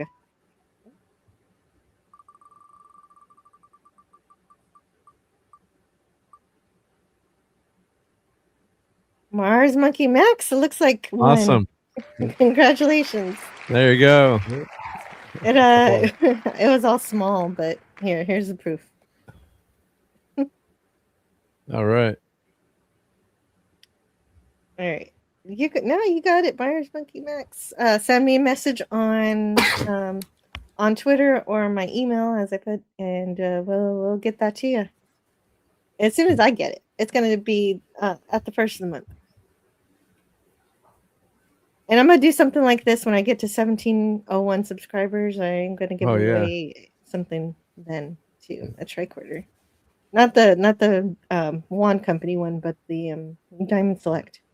Oh, that's a nice Although one, I too, will yeah. be getting the wand company one in November because Mark D with C actually enabled me on that. Enabled you, But, hey, sorry. Or good he in a good did. way. Yeah. Yeah. Yeah. Yeah. Yeah, no, I don't think I would have bought that. But you're like, oh, it's the last chance. Yeah. And I missed I've that on been the wanting- phaser. yeah. I missed the phaser, but I saw it like I saw it at Best Buy. I'm like, oh, it said it was a remote control for a TV. So I'm like, oh, it's probably a junky one. Like I didn't buy it. And it's unobtainium and it's like costs a fortune. I'm like, oh, that was so dumb of me. How stupid was that? Yeah. It's totally stupid. Yeah. Yeah. Yeah, Could if you happen to miss anybody. it, it's gonna be really, really expensive now. Off market prices, unless they ever bring it back. But thanks for the cake, Philip. That was I'm sure good. that they'll have. Yeah. Well, I do my best. I'm sure they'll have a few of those at Star Trek Las Vegas. I'd be surprised if not. Sure. Las Vegas, of course. I'll be Oh, heading there in maybe, August. maybe. Oh yeah, I hope you find some good stuff. Mhm. That's fun. That's good. That's a good time. Always love to hear William Shatner speak. It's amazing. Yeah. Although- I've only seen him in person twice, and each time I've always been sort of like, "Wow, he's right in front of me." What? Yeah, it does seem unreal, and it's different every time. He's always got something else going on, like Yeah. making a rock and roll album. Yeah, that's true. Yeah. But I think that's all we've got for this week. We're excited for the next one. I want to thank Yep. Mark D with the C for coming on too, as well as Philip always being here. Thank you, and everybody in My the pleasure. chat hanging out. And congratulations again to Mars Monkey Max. I hope it is a good ship. I was like, who makes this thing? It's a cute little enterprise and it lights up. I don't know. It could be handmade. So Is you'll it get on to find Amazon out. or is it on? Yeah, it was on eBay. It was on eBay. It was on eBay. Oh, eBay. Okay. Yeah. Mhm. Cute. Okay, good. Yeah. Well, and- Mars, you have to show us a picture when you get her. Jill Yeah. put a Yeah, picture I'll on have him Twitter send me of a it. picture when. Yeah. Yeah. Well, if it's sealed, I'm not going to open it. But if it's already opened, I'll look at it. So we'll see Yeah. what happens. And so is there anything you want to tell us about your channel or anything going on with you, Mark? Sure. Yep. So thank you. Yep. Well, great to be here. Snuck in at the end, but hopefully I can be there next week or for part of it. During the day, sometimes it's tough. Yeah, just we've got Sunday Night Geekery, so come by 10:30 p.m. Eastern time to talk all things geek and for an enabling, and hopefully it won't cost you as much money as I cost you with the tricorder. And Friday night is late night Fortnite, and then shorts, and now that I had one of Kremlon the other night on Sunday Night Geekery bought 135 memberships to my channel. Wow. That's a lot. Six Oh my bought goodness. bought 40, and other people started buying them. So now I have over 200 members. So I'm going to be doing a lot more member stuff this month to thank Yeah, everyone alright, for all and those membership making some- things. Yeah, Making some new emojis and stuff. yeah. That'll be I filled. fun. I did a lot of I filled all those slots really quickly so I don't lose them. But we might shift some of Nice. them around. But yeah, that was a lot of fun. So yeah, thank you for having me, and catch you all. And if you haven't watched the show, make sure you watch it. It's really, really well done. I lost your link again, Philip. Can you? Yeah, it is really well done. Well, I kept saying I was crying. There were points in this episode where I was upset. Like this was very horrifying. But it was it was in a good way, I suppose. It's just like what happens. It's war, and we'll see how it concludes next week. You're definitely welcome to that. But there's also an extra show that I'm gonna do after the finale. So on the 3rd, we're gonna cover episode 10. And on the 10th, we're actually going to cover the whole season. We're just going to talk about everything. Oh, like a recap. Recap. Yeah, and predictions for season 6. So So you're welcome to that one too, if you choose that one. Yep, more the merrier. Thank you. Yep. There you go. Okay, there you go. And Val HQ. How am I supposed to say that? Val It's like headquarters. Yeah, fall headquarters. basically. Yeah. We 47. do speculative. Very important Star Trek number. Yeah, we do speculative fiction stuff, so science fiction, fantasy, horror. I'm hoping to start my live streams up again beginning of next month. That way I can cover the craziness that was the spring, because I mean we had Project Hail Mary, Artemis 2, The Return of For All Mankind, and I think right before that Star City's coming out, so you know, we have all that to deal with, and then there's a bunch of horror movies that came out that I want to cover, including The Backrooms that comes out next Friday. So, yeah, I'm gonna try to like somehow do like a super episode, like a return to YouTube sort of thing, because I haven't really been posting as much as I should be. But I think live streams are going to be where I keep my attention. But Mhm. everyone's more than welcome to come on and visit. I'm trying to work on a space adventure thing that hopefully I'm able to get off the ground, or at least kind of show little lore elements. So if you liked For All Mankind, you'll like this because it's basically an alternate history as well, about the birth of a space civilization, but with a point of divergence back during World War One. So things are much different because they started a lot earlier than even For All Mankind did. Oh, nice. Okay. Wow, that's a lot. You've got a lot going. That's really good. And so that should be fun to watch and see what you have to say about Star City. I'm going to watch it, but I'm not going to be reviewing it. Mhm. So hearing what you have to say about that would be good. And I want to thank everybody who is here on Rumble and on YouTube. Thank you to everyone who was here. Hold on. My little girl's here. Hold on just a moment. Yep. Well, there you go. Yep. You know, I never thought they should have had kids on that Star Trek Enterprise, the D, right? Talking Yeah. about the Enterprise D. Well, Yeah. the ship with just families is kind of interesting, especially when you go to the best of both worlds, where you end up having the Borg, yeah.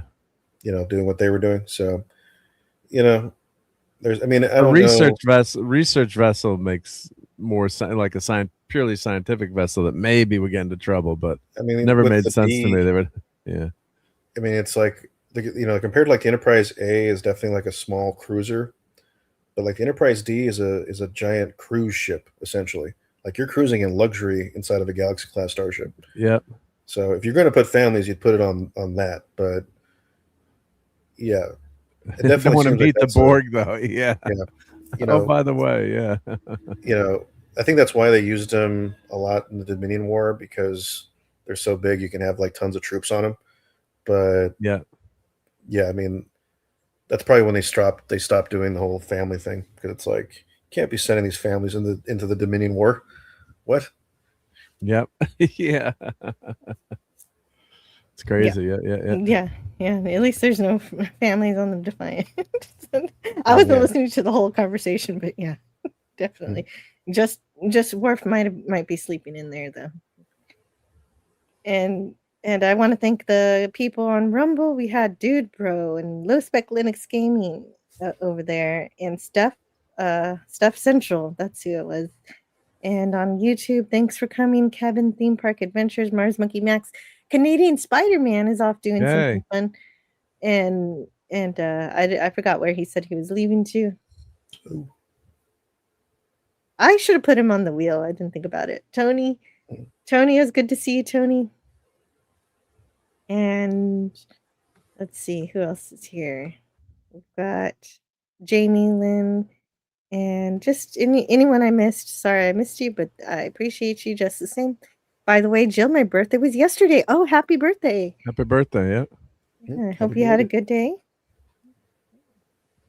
And I'm excited. I'm excited for the last episode, and then get to hurry up and wait for last season.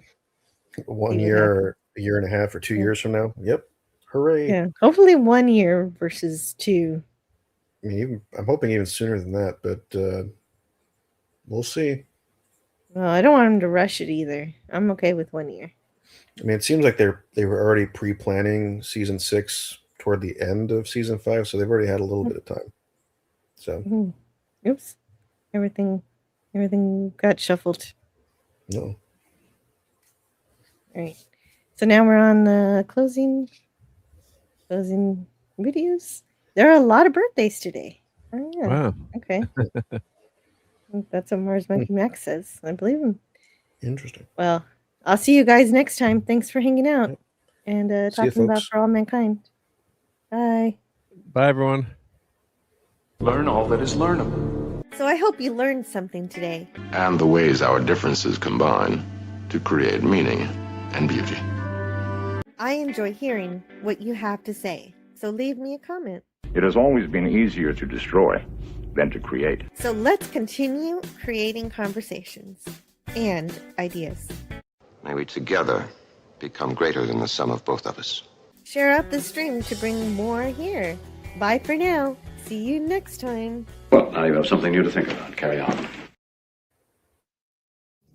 All right, move along. Done. Stop it. Get off of the things. Go outside. Get some food. It's like, it's a time of day where you live. Go do something. Shut up, Snoopy. I don't care. You smoke too much. Let's go. Let's go adventure. Let's go explore. Well, what do you know? I finally got the last word.